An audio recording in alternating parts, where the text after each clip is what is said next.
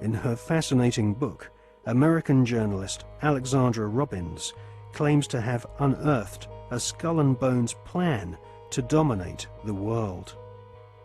One can't help recognizing the fact that in the 170 years since the formation of the Skull and Bones Society, it has members in the most influential jobs all over the world. New initiates seem to fall effortlessly into high-paid jobs within banks, media organizations, government agencies, and huge corporations which earn vast profits from government defense contracts.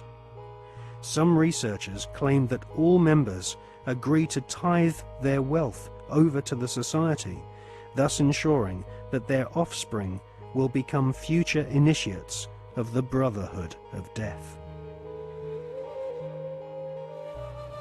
The Skull and Bones Brotherhood of Death recruits members from America's billionaire aristocracy. Multiple generations of the Bush family have taken part in 6 satanically inspired rituals along with members of wealthy families who are behind some of America's most famous brand names. Based on the rituals of the German Bavarian Illuminati, the Skull and Bones have approximately 900 members worldwide.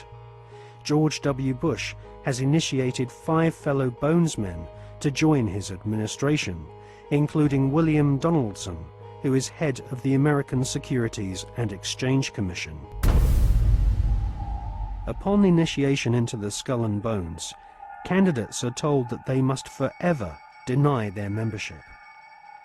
The psychological mind programming and brainwashing which goes on inside the tomb can only be guessed at, as no Bonesman has ever broken the fraternity's rule of silence. Fellow students at Yale have often said that on the night of ceremonies, blood-curdling yells and shrieks can be heard from inside the tomb. Some say the initiates are forced to wrestle in mud and are even beaten. This technique has been used by the CIA and EST brainwashing organizations who seek to wear down the subject mentally and physically using a program of punishment and verbal abuse. Once the will of the candidate has been broken, and they have divulged all their sexual secrets to the elder Bonesmen, they stand naked and are reborn in a mockery of a Christian baptism, with elder Bonesmen dressed as the Pope and the Devil conducting the ritual. Ron Rosenbaum is a journalist who writes for the New York Observer. He secretly filmed an initiation ceremony from the top of a building near the Skull and Bones headquarters. Members of the order dress up as the Devil, the Pope, and a kind of Don Quixote character.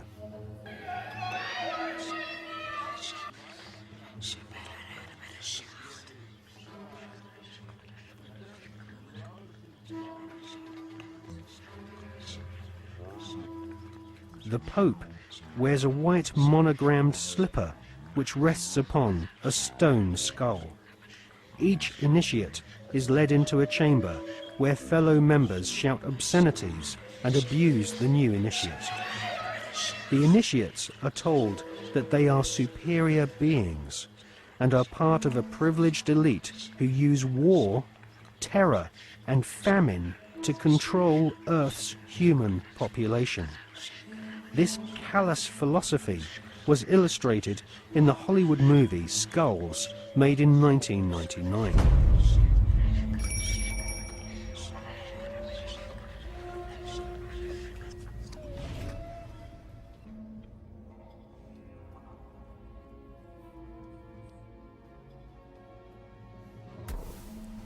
Over the years, there have been several break-ins at the tomb, which is the headquarters of the Skull and Bones at Yale University. The artifacts which have been found have included membership lists of another secret society which operates on the campus called the Scroll and Key. Now, it seems pretty obvious as we research this material that the wolf's head, Phi Beta Kappa, the scroll and key, and skull and bones are all different flavours of the same Bavarian Illuminati secret society.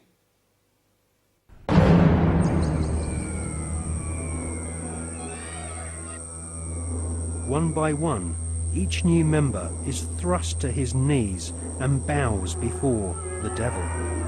A naked woman is ceremoniously assaulted with a dagger. The devil lays each initiate into a coffin, and a ribbon is tied to their genitalia. Everyone is encouraged to divulge their entire sexual life history whilst masturbating.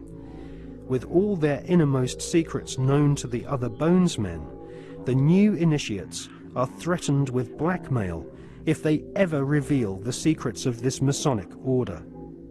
At this point, they are dressed in long robes and rechristened with their occult names.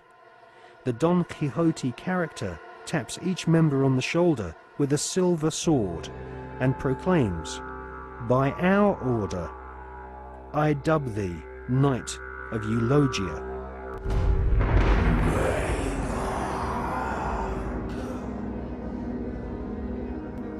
We can exclusively reveal that George Bush Sr.'s occult name is Magog, which is the name of the evil army commanded by Satan to visit Earth and destroy the kingdom of Christ.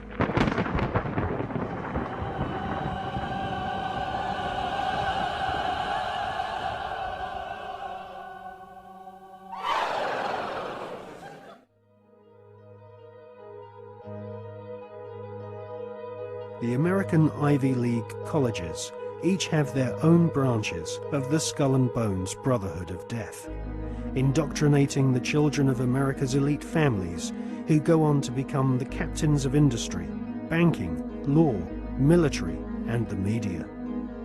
The epicenter of this elite cabal is Yale University.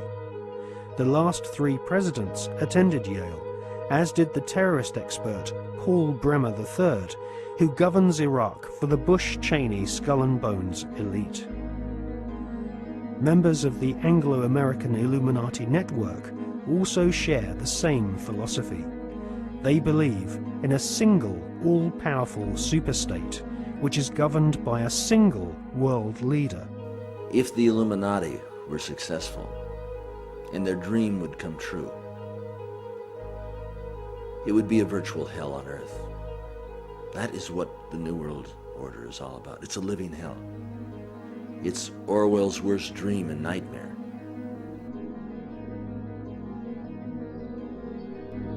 Well, to understand the philosophy of the Skull and Bones Society, you have to understand the philosophy of 18th and 19th century Germany, with people such as Hegel. Now, the dialectic system, the dialectical political system, was not devised by Karl Marx. It was actually developed by Hegel, Fichte, and also contributed to by Kant. These German philosophers believed that you could create change in society by conflict. And this could be, for example, political conflict, the conflict between left and right. From this conflict, a new political system would come about, and this would be a synthesis of the two views. Now, that sounds pretty innocent, but in actual fact, the dialectical system is used in military combat as well. And Hegel's plan, which is being actually carried out right now, is to create conflict, to create wars. And through the creation of wars, several things happen. First of all, the companies which manufacture the missiles, the guns, the bullets, the uniforms, and all of the paraphernalia to do with warfare, all make huge profits. Secondly, there is a culling of the male population. Since the 1950s, we've had several reports from think tanks that feed information into the European Union, the British government, and also the American government, which are recommending depopulation. And there is several plans which we believe have been put in motion right now. And obviously war is one way of depopulating the planet. Now, in addition to creating false conflict and engineered wars, the Hegelian philosophical system, which is being followed by the Skull and Bone Society at Yale and also the group at All Souls College at Oxford University, the Hegelian system also requires complete and utter obedience from everyone in society. The idea of freedom, freedom of thought, freedom of the individual to choose what they want to do with their lives doesn't come into play at all under this German Hegelian system. In actual fact, Hegel says that the individual should be 100% obedient to the state, and the state should take on the image of God. Now, in the Hegelian system, the state is all-powerful, so we should ask ourselves, what is the state? Well, the state is the elite. The state is the royal, aristocratic hierarchy who are able to maneuver and live their lives in any way that they choose because they are super wealthy. Now, let's just talk about super wealth and super wealthy people. I can tell you now, after meeting quite a few of them, that they are very, very different to you or me.